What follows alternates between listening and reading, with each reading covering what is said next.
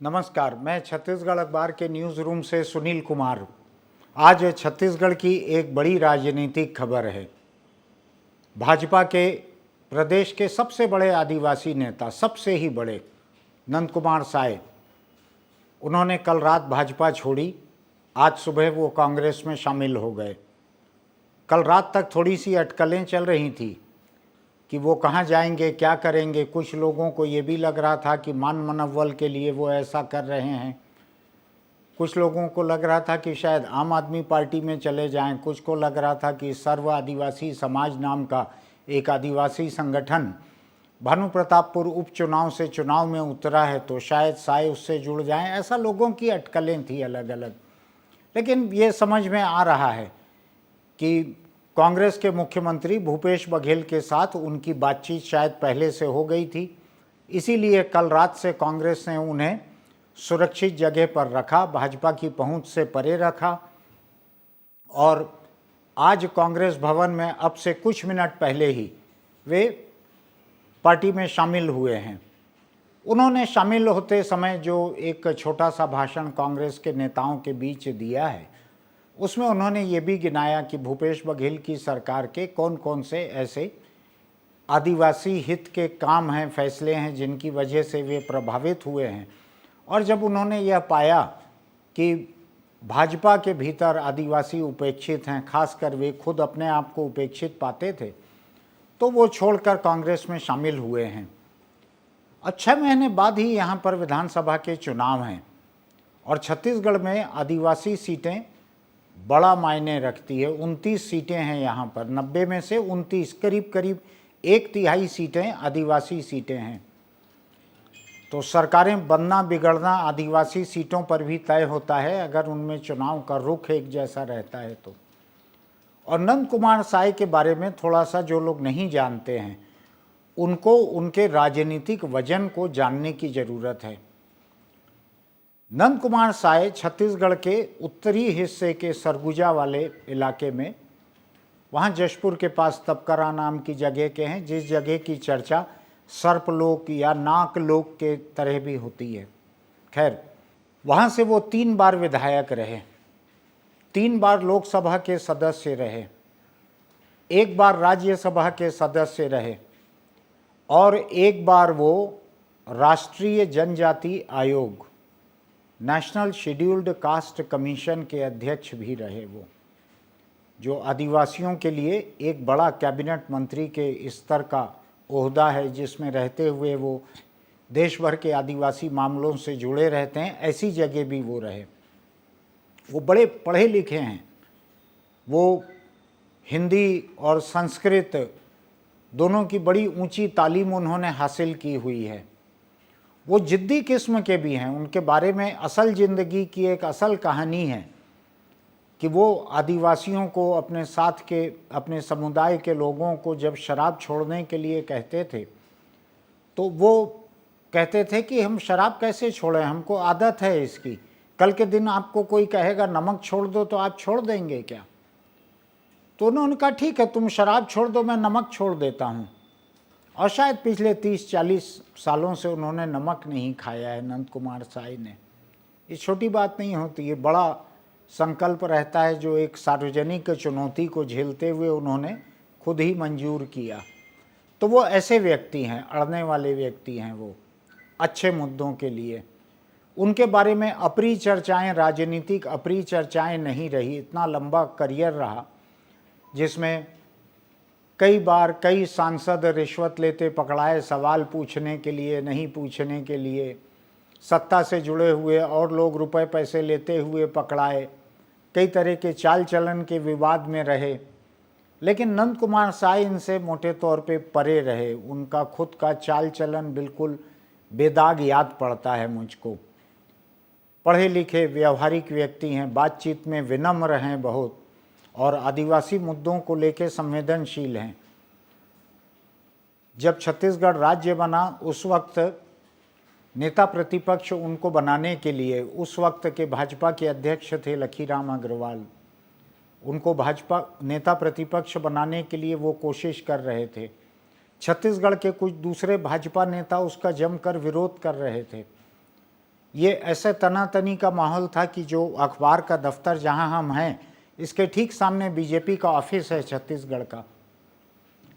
उस ऑफिस में एक कार को भी आग लगा दी गई थी और दिल्ली से जो पर्यवेक्षक आए थे नेता प्रतिपक्ष बनाने के लिए, उन पर्यवेक्षक के ऊपर बड़ा हमला हुआ, पत्थर चले उनके ऊपर, बिल्डिंग के कमरों के कांच टूट गए। उन पर्यवेक्षक को एक कमरे में जाकर छत्तीसगढ़ के एक भाजपा नेता के साथ एक किस्म से उसमें छुपना पड़ा। और वो पर्यवेक्षक कौन थे, सुन के आपको थोड़ी हैरानी भी होगी। नरेंद्र मोदी को पर्यवेक्षक बना के भेजा गया था, उनकी मौजूदगी में ये हुआ था।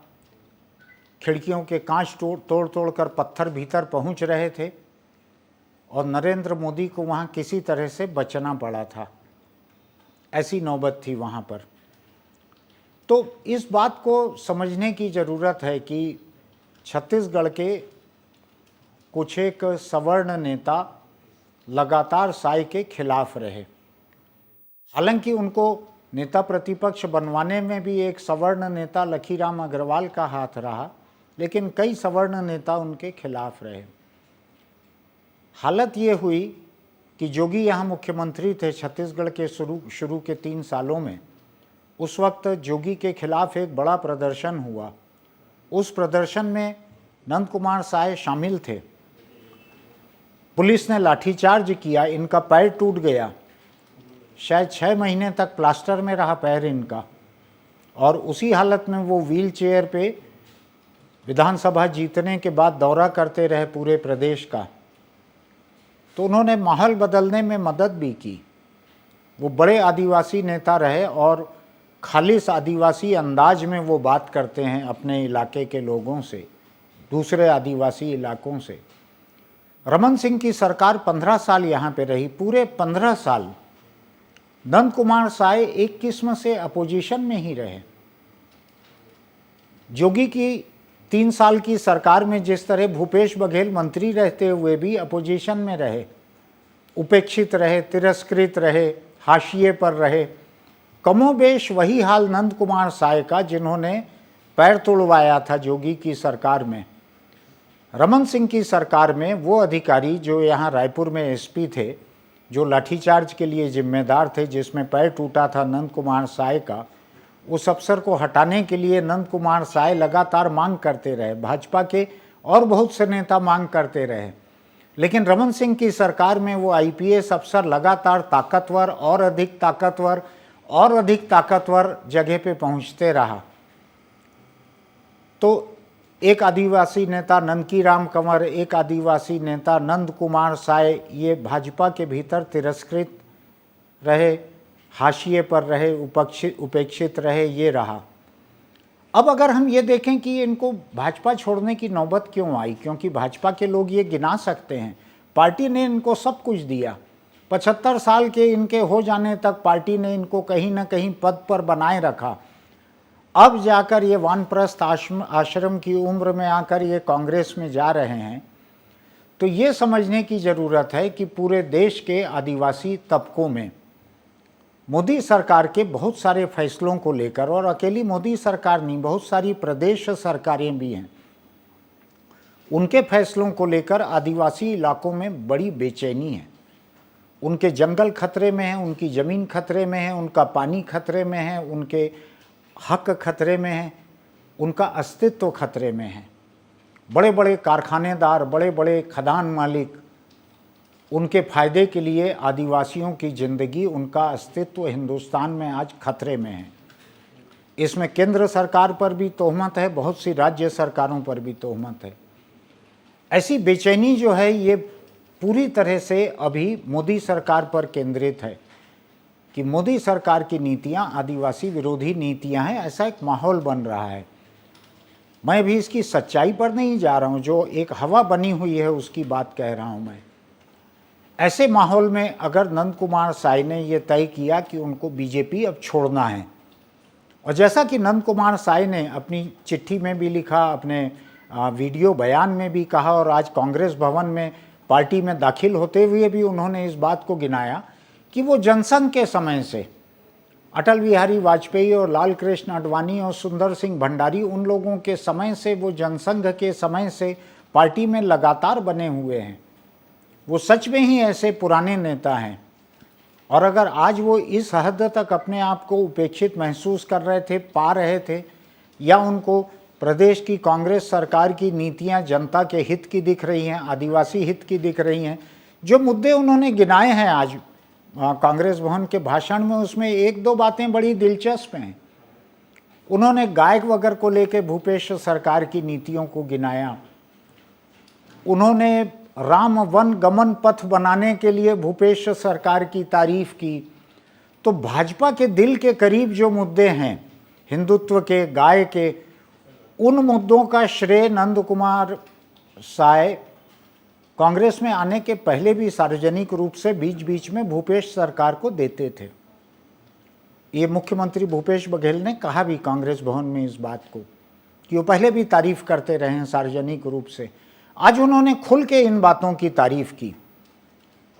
तो इससे प्रदेश में भाजपा में आदिवासियों और गैर आदिवासी सभी किस्म के भाजपा समर्थकों के बीच की एक ये बेचैनी एक बार फिर सोचने के लायक आकर सामने खड़ी हुई है कि क्या प्रदेश की कांग्रेस सरकार, भूपेश बघेल की सरकार, क्या सचमुच ही हिंदुत्व के सबसे पसंदीदा, सबसे चहेते और सबसे बड़े नारों को छीन चुकी है? क्या अब गाय और राम ये दोनों यहाँ पर भाजपा के पास नहीं रह गए हैं? क्या भूपेश बघेल ने राम की माँ कौशल्या को ही मुद्दा नहीं बना दिया है पूरा? ऐसे कई सवाल खड़े हो रहे हैं और नंद कुमार साय इन्हीं सवालों के बीच भाजपा से निकलकर कांग्रेस में आए हैं। एक मजाक की बात है, बिल्कुल मजाक की, किसी के अपमान की कोई नीयत नहीं है। किसी ने मुझको दिल्ली से फ़ोन करके पूछा आज कि नंद कुमार साय को क्यों लिया भूपेश बघेल ने कांग्रेस में, क्योंकि ये तो खाटी आरएसएस के आदमी हैं।